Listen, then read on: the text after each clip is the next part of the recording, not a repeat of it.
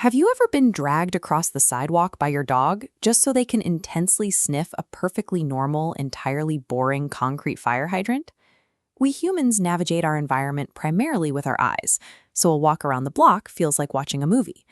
Dogs, however, experience the world through scent. To them, the walk is an opportunity to read a deeply complex, invisible encyclopedia. To a human, that piece of metal is completely inert. To your dog, it functions as a glowing, constantly updated community bulletin board. To understand why a simple patch of grass captures their attention for 5 solid minutes, we have to look past our own visual bias. Every time your dog steps outside, they are plugging into a high-tech matrix of invisible data. The intake system for this data is highly specialized. A human nose operates with roughly 6 million olfactory receptors. A dog's nose is equipped with up to 300 million. This diagram outlines the mechanics inside a dog's snout. Dogs possess what researchers call stereoolfaction.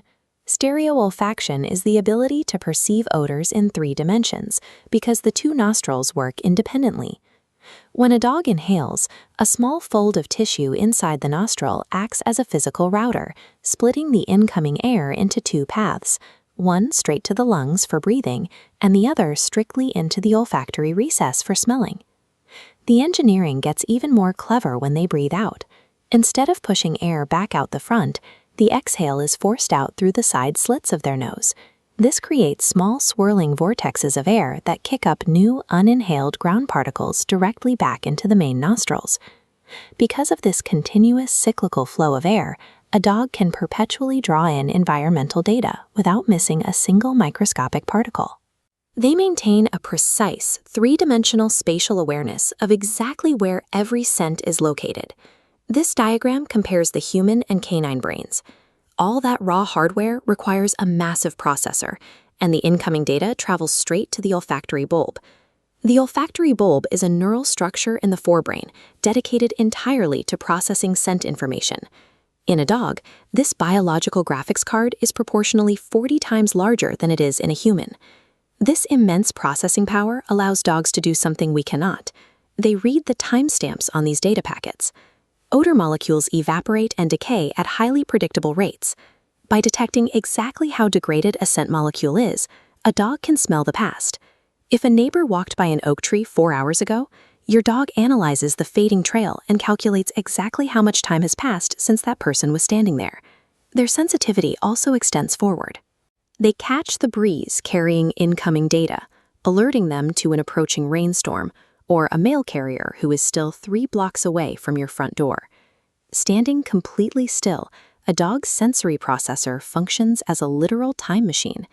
They experience past events on the sidewalk, the present state of the hydrant, and future arrivals on the breeze, all at the exact same moment.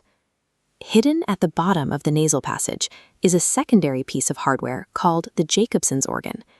The Jacobson's organ, or vomeronasal organ, is a specialized patch of sensory cells that detects heavy moisture-borne odors and pheromones. It has its own dedicated nerves leading straight to the brain.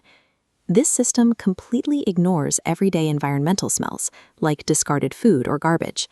Its singular job is to operate as a dedicated neural pipeline exclusively for reading the chemical pheromones released by other animals.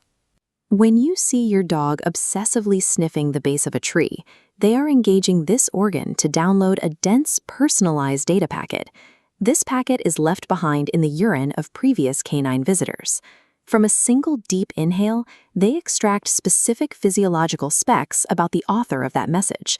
They immediately know the previous dog's gender, their overall health, and even if they are carrying specific illnesses. The message also contains an emotional and historical record. By detecting cortisol levels, your dog knows if the previous visitor was terrified, aggressive, or completely relaxed.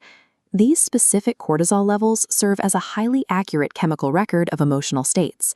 They also deduce the exact diet that dog recently consumed. That small patch of grass operates as a highly detailed biological social media feed, revealing the exact identity and hidden life of every animal participating in the neighborhood network. A network only functions if the users interact with it. This neighborhood matrix is a 2-way communication channel. After thoroughly reading the latest posts, Your dog will often position themselves over that exact same spot, lifting their leg to mark it. This physical action is how they leave their own unique chemical signature.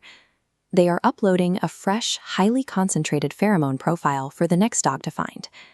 They are broadcasting a biological status update to the rest of the matrix, effectively saying, "I was here, I am healthy, and this is my territory." So the next time your walk comes to an abrupt halt at a totally mundane fire hydrant, let them sniff.